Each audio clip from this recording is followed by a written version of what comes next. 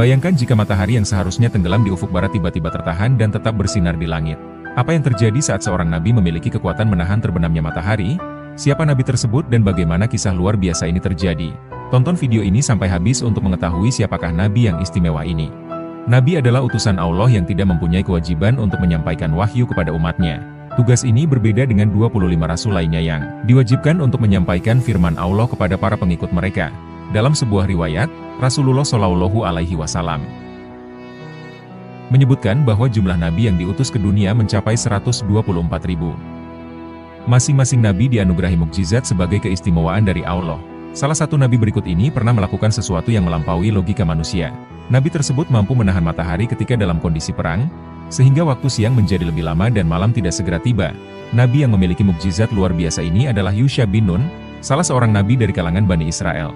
Sepanjang hidupnya, Nabi Yusha sering menemani Nabi Musa alaihi salam dan terlibat dalam berbagai peristiwa besar. Kisahnya bermula ketika Yusha, yang saat itu menjabat sebagai panglima perang, berupaya merebut sebuah desa. Dia melatih prajuritnya dengan berbagai strategi. Nabi Yusha, saat mempersiapkan pasukannya untuk menaklukkan kota tersebut, berusaha memastikan bahwa pasukannya kuat dan tangguh. Oleh karena itu, dia menyortir prajurit yang dianggap bisa menjadi sumber kekalahan.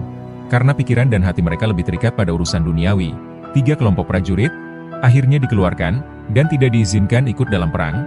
Pasukan yang ada kemudian dibagi menjadi 3 kelompok. Kelompok pertama terdiri dari mereka yang sudah menikah, tetapi belum bersama istri mereka. Kelompok kedua adalah orang-orang yang tengah sibuk membangun rumah, namun belum menyelesaikannya. Kelompok ketiga terdiri dari mereka yang sedang menunggu kelahiran unta atau domba yang sedang bunting. Namun, Nabi Yusha memutuskan untuk mengeluarkan ketiga kelompok ini dari pasukannya. Dia tidak ingin para prajuritnya terganggu oleh pikiran tentang urusan duniawi yang mereka tinggalkan. Bagi Nabi Yusha, jumlah prajurit tidaklah penting, yang lebih utama adalah kualitas dan fokus pasukan. Akhirnya, pasukan terpilih berangkat menuju kota yang akan ditaklukkan pada hari Jumat, menjelang asar. Waktu yang tersisa sangat terbatas, dan Nabi Yusha menyadari bahwa jika perang berlanjut hingga malam hari, peluang mereka untuk meraih kemenangan akan semakin sulit. Terlebih lagi, saat itu adalah hari Jumat, dan jika matahari terbenam, mereka harus menghentikan perang, karena esoknya adalah hari Sabtu, di mana berperang di hari tersebut diharamkan bagi Bani Israel. Jika peperangan harus dihentikan, musuh akan memiliki kesempatan untuk mempersiapkan diri dan memperkuat persenjataan mereka. Nabi Yusha kemudian menghadap ke arah matahari, dan berdoa kepada Allah, agar matahari tidak segera terbenam. Ia berkata kepada matahari, "Kamu diperintahkan, begitu juga aku." Lalu ia memohon kepada Allah, "Ya Allah, tahanlah matahari ini untuk kami." Dengan kuasanya, Allah mengabulkan doa tersebut. Dan matahari tertahan dari terbenam hingga Yusha, dan pasukannya meraih kemenangan.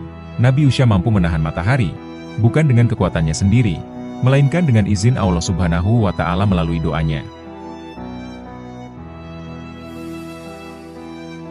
Kisah ini diceritakan Nabi Muhammad Shallallahu Alaihi Wasallam dari Abu Hurairah berkata bahwa Rasulullah bersabda, salah seorang nabi berperang, dia berkata kepada kaumnya, jangan mengikutiku orang yang menikahi wanita, sementara dia hendak membangun rumah tangga dengannya, dan dia belum membangunnya dengannya, dan tidak juga seorang yang membangun rumah, tapi belum melengkapi atapnya, tidak pula orang yang telah membekali kambing atau unta betina yang bunting sementara dia menunggu kelahirannya. Lalu nabi itu berperang, dia mendekati sebuah desa pada waktu sholat asar, atau dekat waktu asar, maka dia berkata kepada matahari, sesungguhnya kamu diperintahkan, dan aku pun diperintahkan. Ya Allah, tahanlah matahari untuk kami. Matahari tertahan, dan mereka meraih kemenangan. Hadis riwayat Bukhari dan Muslim. Dalam kisah tersebut juga diceritakan bagaimana pasukan Nabi Yusha, ada yang mengambil harta rampasan perang secara diam-diam. Pada masa umat terdahulu, mereka tidak diizinkan untuk menggunakan harta rampasan perang. Hanya umat Nabi Muhammad Shallallahu Alaihi Wasallam yang diberikan izin oleh Allah untuk memanfaatkannya. Sedangkan pada umat-umat sebelumnya, harta rampasan perang harus dikumpulkan terlebih dahulu. Kemudian api dari langit akan turun untuk membakarnya. Rasulullah bersabda, lalu dia mengumpulkan harta rampasan perang, maka datanglah api untuk melahapnya. Tetapi ia tidak bisa memakannya. Nabi itu berkata, ada di antara kalian yang menggelapkan harta rampasan perang. Hendaknya dari masing-masing kabilah ada satu orang yang membaitku.